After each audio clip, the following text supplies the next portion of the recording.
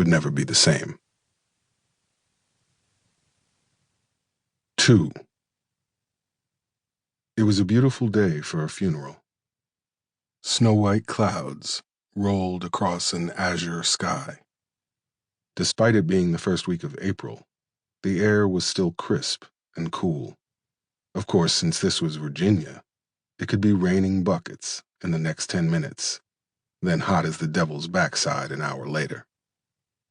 A sage-green tent covered the remaining mourners and 2 caskets. The minister grabbed a handful of dirt from the pile that sat just outside the tent. The pile was covered by a weathered artificial grass rug. He moved to the head of the caskets. Earth to earth, ashes to ashes, dust to dust. The minister's voice echoed through the cemetery as he sprinkled dirt on both caskets. He skipped the part about the general resurrection and the last days. The funeral director stepped forward. He was a short, chubby man with a charcoal complexion that matched his suit. Despite the mild conditions, his face was slick with sweat. It was as if his body were responding to the calendar and not the thermometer. This concludes the services for Derek Jenkins and Isiah Randolph. The family thanks you for your attendance. You may go in peace, he said. His voice didn't have the same theatricality as the minister's. It barely carried beyond the tent. Ike Randolph let go of his wife's hand. She slumped against him. Ike stared down at his hands, his empty hands. Hands that had held his boy when he was barely 10 minutes old. The hands that had shown him how to tie his shoes. The hands that had rubbed salve on his chest when he'd had the flu. That had waved goodbye to him in court with shackles tight around his wrists. Rough, calloused hands that he hid in his pockets when Isiah's husband had offered to shake them. Ike dropped his chin to his chest. The little girl sitting in her lap played with Maya's braids. Ike looked at the girl. Skin the color of honey, with hair to match. Ariana had just turned 3 the week before her parents died.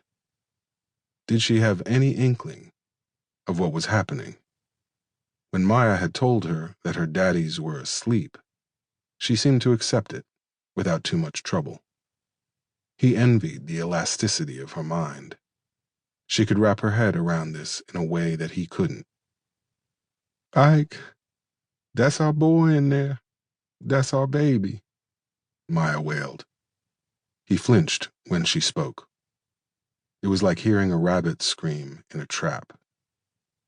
Ike heard the folding chairs squeak and whine as people rose and headed to the parking lot. He felt hands flutter against his back and shoulders. Words of encouragement were mumbled with half-hearted sincerity.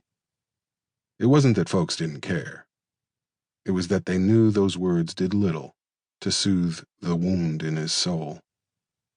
Speaking those platitudes and cliched homilies seemed disingenuous. But what else could they do? It was what you did when someone died. It was as axiomatic as bringing a casserole to the repast. The crowd was thin, and it didn't take long for the chairs to empty. In less than 5 minutes, the only people in the cemetery were Ike, Maya, Ariana, the gravediggers, and a man Ike vaguely recognized as Derek's father. A lot of Ike's family hadn't shown up for the service. As far as he could tell, only a few of Derek's people had bothered to attend. Most of the mourners were Isiah and Derek's friends. Ike noticed Derek's family members. They stood out among the bearded hipsters and androgynous ladies that made up Derek and Isiah's social circle. Lean, wiry men and women with hard, flinty eyes and sun-worn faces. They wore blue collars around their red necks. As the sermon neared the 30-minute mark, he'd watched their faces begin to bloom with crimson. That was when the minister mentioned how no sin was unforgiven.